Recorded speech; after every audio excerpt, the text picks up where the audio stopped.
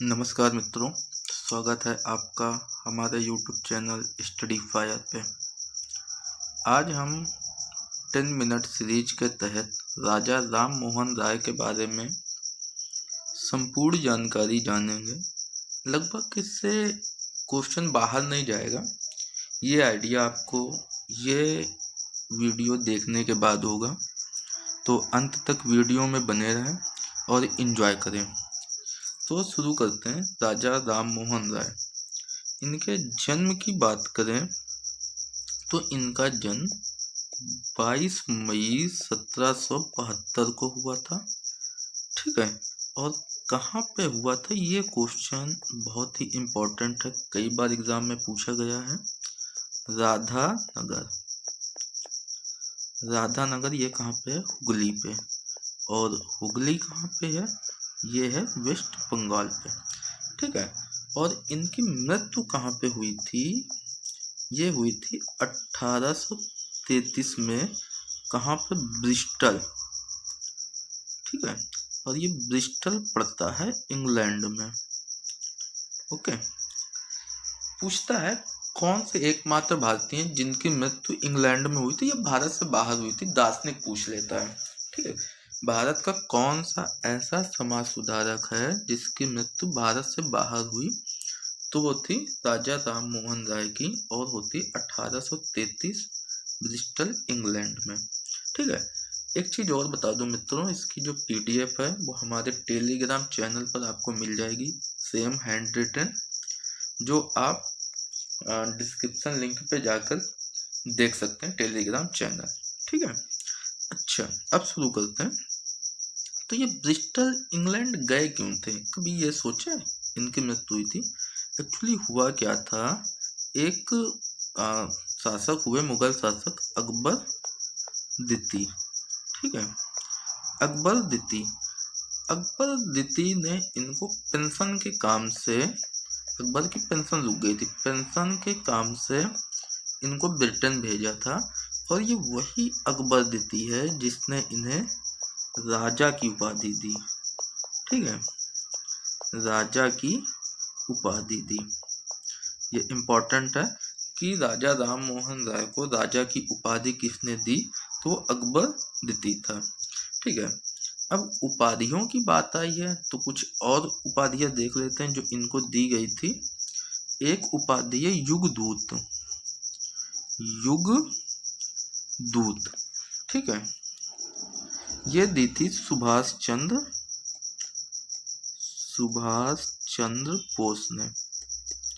ये कुछ उपाधियां हैं जो हम यहाँ पे पढ़ेंगे। ये अक्सर पूछता है, आप प्रीवियस ईयर देखना तो आपको आइडिया लगेगा। युगदूत सुभाष चंद्र बोस। ठीक है, दूसरी है संवैधानिक आंदोलन के जनक। संवैधानिक आंदोलन के जनक। मैं चीजें शॉर्ट में लिखूंगा क्योंकि हमें जब नोट्स बनानी होती है तो हम शॉर्ट में लिखते हैं जिससे रिवीजन करना आसानी हो जाए। अगला है संवैधानिक आंदोलन के जनक, और ये दी थी इनको सुरेंद्र नाथ बनर्जी ने। किसने दी थी? सुरेंद्र नाथ बनर्जी।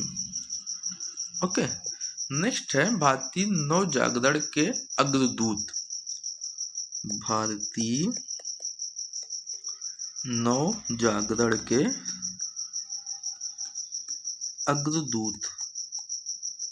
अग्रदूत या जनक भी किन्हें कहा जाता है? राजा राम मोहन राय को। अगला है भारतीय राष्ट्रवाद के जनक। भारतीय राष्ट्रवाद के जनक। ठीक है, एक ये उपाधि हो गई। उसके बाद इनको कहते हैं आधुनिक भारत के पिता। अब देखते जाओ कितनी सारी उपाधियां हैं। आधुनिक भारत के पिता। देखो एक्चुअली क्या है, जो उपाधियां कई बार एग्जामों में ऐसी पूछी गई कि किसने दी थी, उनके मैंने नाम बता दिए हैं। ये उपाधियां दी गई हैं, केवल ये पूछता है कि किनको दी गई थी। ये नहीं पूछता किसने दी थी, तो इस वजह से ज़्यादा इसमें परेशान नहीं होना, बस ये याद रखिए किनको दी गई थी। उसके बाद इनको कहते हैं नौ प्रभात का तारा। नौ प्रभात का तारा, ये भी उपाधि है इनको। अतीत एवं भविष्य के मध्य सेतु। अतीत एवं भविष्य के मध्य सेतु, ये भी उपाधि है। अब आप सोच रहे होंगे इतनी क्यों करा रहे हैं उपाधियाँ। इसका कारण यही है कि ये हर एग्जाम में अलग अलग पूछता है, कभी कोई पूछेगा कभी कोई पूछेगा। तो मेन मोटिव है ये 10 मिनट सीरीज का कि जितने भी क्वेश्चन बन सकते थे किसी एक टॉपिक से वो सारे एक जगह करा दिए जाए। ठीक है, ये मेन रीजन है इसका। अगली उपाधि है नए भारत का मसीहा। नए भारत का मसीहा, ये भी राजा राम मोहन राय को ही कहते हैं, नए भारत का मसीहा। उसके बाद अगली उपाधि है प्रथम आधुनिक पुरुष। प्रथम आधुनिक पुरुष, या इन्हीं को हम युग पुरुष भी कहते हैं, युग पुरुष। ओके, ये इतनी उपाधियां हो गई जो राजा राम मोहन राय को दी गई थी। इनको बहुत सारी भाषाएं ज्ञात थी। अगर भाषाओं की बात करें, समथिंग इनको 22 भाषाओं का ज्ञान था, लेकिन इनमें जो मेन थी वो अरबी, फारसी और संस्कृत। ठीक है, ये थी, और अंग्रेजी, ये जो मेन याद रखने वाली है अंग्रेजी। दोस्तों आपको याद होगा कि अंग्रेजी शिक्षा के जो है ये समर्थक थे, बहुत बड़े समर्थक थे अंग्रेजी शिक्षा के। ठीक है, अब इनकी पत्रिकाएं देख लो। इन्होंने पत्रिकाएं कौन कौन सी लिखी हैं। पत्रिकाएं, ये भी इम्पोर्टेंट है, यहाँ से क्वेश्चन हमेशा बनते हैं। पत्रिकाएं एक लिखते हैं ये संवाद कौमुदी। कौन सी है? संवाद कौमुदी। इसकी भाषा पूछता है तो ये बांग्ला में है। कौन सी भाषा? बांग्ला। संवाद कौमुदी। अगला है मिरात उल अखबार। मिरात उल अखबार, ठीक है। मिरात उल अखबार ये किस में? तो अंग्रेजी और फारसी में है। वीडियो थोड़ा सा हो सकता है लंबा हो, लेकिन सारा डाटा एक ही जगह मिल जाएगा तो इजीली आप रिवाइजन कर सकते हैं।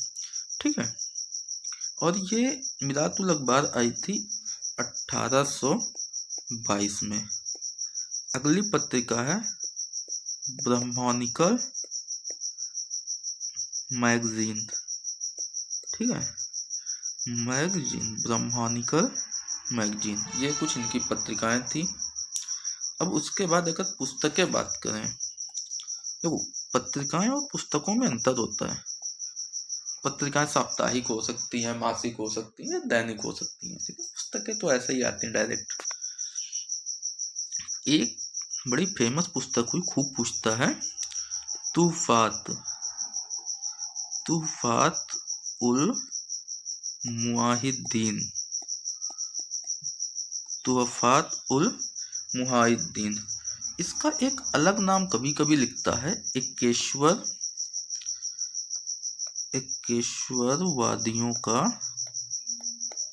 एकेश्वरवादियों का उपहार। ठीक है, और ये 1809 में, सॉरी ये आई थी 1809 में, हाँ 1809 में ये प्रकाशित हुई थी। ठीक है, 1809 में प्रकाशित। और इसकी भाषा की बात करें तो ये फारसी थी, फारसी भाषा। ओके, एक और है इनकी पुस्तक, बहुत अच्छी है, प्रिसेप्टस। प्रीसेप्टर्स ऑफ जीसस, ठीक है। प्रीसेप्टर्स ऑफ जीसस, इसी को कहते हैं जीसस का उपदेश, जीसस का उपदेश या प्रवचन। ये भी एक इन्हीं की पुस्तक थी और ये 1820 में आती है। ओके, 1820 में। एक इनकी बुक है हिंदू उत्तराधिकार, हिंदू उत्तराधिकार का नियम, ठीक है। ये आती 1822 में, हिंदू उत्तराधिकार का नियम। ये क्लियर हुआ। ये इनकी कुछ पुस्तकें और पत्रिकाएं थी जो हमने देख ली। अगला इनकी स्थापित संस्थाएं हैं, ठीक है। कौन कौन सी इन्होंने संस्थाओं की स्थापना की है, ये इम्पोर्टेंट है। दोस्तों, अगर वीडियो अच्छा लग रहा है, कंटेंट आपको अच्छा लग रहा है, इम्पोर्टेंट लग रहा है, तो वीडियो को अपने दोस्तों के साथ, अपने जो स्टडी चैनल्स हैं उनमें शेयर करिए। चैनल को सब्सक्राइब कर दीजिए, शेयर करिए वीडियो को और लाइक करिए, जिससे और भी अच्छे अच्छे वीडियोस बनाए जाएं, ठीक है। तो संस्थाओं में पहली संस्था है वेदांत, वेदांत सोसाइटी। ओके, वेदांत सोसाइटी ये बनती है 1816 में, 1816, और कहाँ पे, कलकत्ता में। ये हो गई। दूसरी बनती आत्मीय सभा, आत्मीय सभा, ये 1814-15 में, ये भी कलकत्ता में ही बनती है। उसके बाद इन्होंने एक विद्यालय खोला था, हिंदू कॉलेज। ये बहुत इम्पोर्टेंट है, अक्सर पूछता है। हिंदू कॉलेज 1817 में, और ये भी कलकत्ता में पूछता है, कलकत्ता। इसमें पूछता है कि हिंदू कॉलेज किसके सहयोग से, तो इसमें सहयोग था, एक पर्सन थे जिनका नाम था डेविड हेयर, ठीक है। ये डेविड हेयर, इनके सहयोग से हिंदू कॉलेज की स्थापना होती है। अगला है वेदांत कॉलेज, वेदांत कॉलेज ये 1825 में कलकत्ता में खुलता है, ठीक है। उसके बाद पांचवा जो आता है वो आता ब्रह्म समाज, ये इम्पोर्टेंट है, ब्रह्म समाज, और ये 1828 में बनता है कलकत्ता में, ठीक है, कलकत्ता में बनता है। ये यही ब्रह्म समाज है जिसके दबाव के वजह से सती प्रथा को खत्म किया गया था 1829 में। 1833 का रेगुलेटिंग एक्ट था, ठीक है, 1833 वाला रेगुलेटिंग एक्ट था, उसके माध्यम से। और उस समय अगर गवर्नर पूछोगे ना, गवर्नर, तो था बेंटिंग, ठीक है, लॉर्ड विलियम बेंटिंग। हम बार बार कहते हैं कि हमें शॉर्ट में चीजें क्लियर करनी है, ठीक है। उसके बाद देखते हैं, अच्छा, राजा राम मोहन राय को एक पॉइंट है कि इनको जो है एक जॉन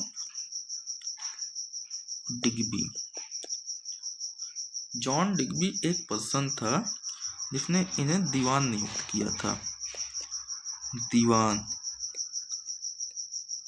नियुक्ति दी, ठीक है। जॉन डिग्बी ने दीवान नियुक्ति दी, किसको,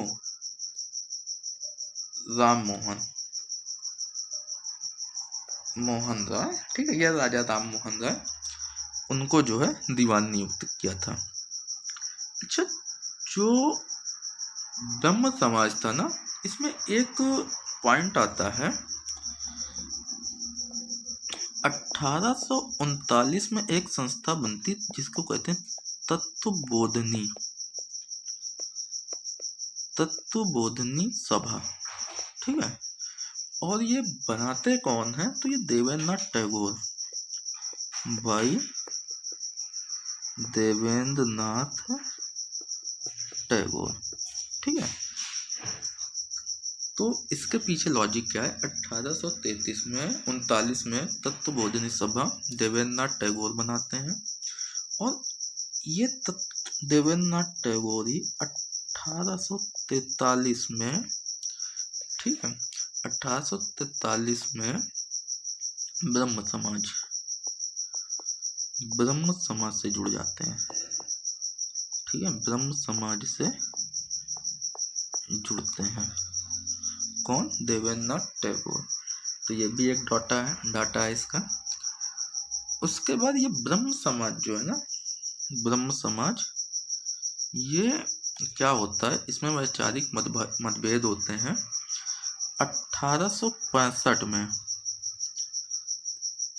सॉरी 1865, इसको ऐसे लिख देते हैं, 1865 में ये 2 गुटों में टूट जाता है। ठीक है, 2 गुट बनते हैं 1865 में। एक होता है इसमें आदि ब्रह्म समाज, आदि ब्रह्म समाज, और दूसरा बनता है इसका भारतीय ब्रह्म समाज, भारतीय ब्रह्म समाज। ठीक है, भारतीय ब्रह्म समाज जो होता है ये किसका है? केशव चंद्र का, केशव चंद्र सेन, ये भारतीय ब्रह्म समाज। और आदि ब्रह्म समाज जो है ये देवेंद्रनाथ टैगोर ही होते हैं। ओके, आदि ब्रह्म समाज देवेंद्रनाथ टैगोर और भारतीय ब्रह्म समाज केशव चंद्र सेन होते हैं। ये पूरा डाटा जो है ये राजा राम मोहन राय के बारे में है। अब हमें नहीं लगता कि इससे बाहर कुछ जाएगा। आपको प्रीवियस ईयर के क्वेश्चन अलग अलग एग्जामों के देखिएगा, इससे सारी चीज़ें मिल जाएंगी। ओके, वीडियो देखने के लिए थैंक्स, और चैनल को सब्सक्राइब करिए और टेलीग्राम चैनल पे जाइए, वहाँ से इसका PDF डाउनलोड करके रिवीजन कर लीजिएगा, जो आपको अच्छी तरह से याद हो जाएगा। Okay, thank you.